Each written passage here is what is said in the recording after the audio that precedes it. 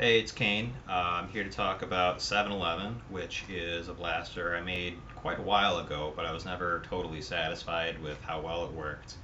Still, I thought it was a really interesting project, and I thought it was worth talking about because I really hope someone else takes up this project and does a better job than I did. But in some senses, it's an ordinary, air tank blaster. There is a dump valve made out of this Menards check valve, and the stick goes through a crude seal and just pushes open the check valve to allow air to flow through here and out the barrel.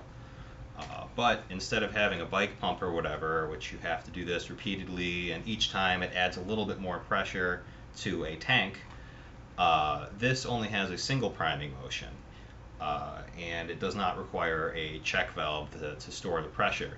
And the magic is that as this lever closes, the mechanical advantage between my motion this way and the cylinder's motion this way continually increases until finally it actually goes past the center, so that the air pressure is actually holding it in this closed position. So if I push that out, it'll kind of fly open. You can use it as a catapult. It's not the recommended operation. Anyways, this is cool to me because I don't like having to do a repeated motion to prime my blaster. I'm used to spring-powered blasters where it's always just one motion and then you're ready to fire. And this is the same way in that regard. But it's also cool in that you can't over pump this blaster because there's, if you open this a second time, all the air inside here just decompresses again, and then you can recompress it, decompress it, whatever. You're not pushing more and more air into the tank. It's the same amount of air. It's limited just by the volume of this travel here. So, just to prove that this is actually a blaster, let me fire this once.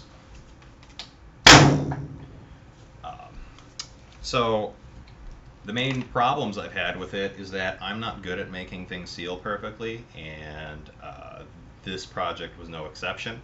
So even though it works most of the time, the air does slowly leak out once it's primed, and so you can't, even though it'll almost always it'll fire as long as you shoot it, within 20 seconds of having primed it. You can't count on it having the same amount of power. And since in the Nerf world we always kind of lob our shots, you really can't hit anything without knowing in advance how powerful it's going to be. So that's why I never went further with this.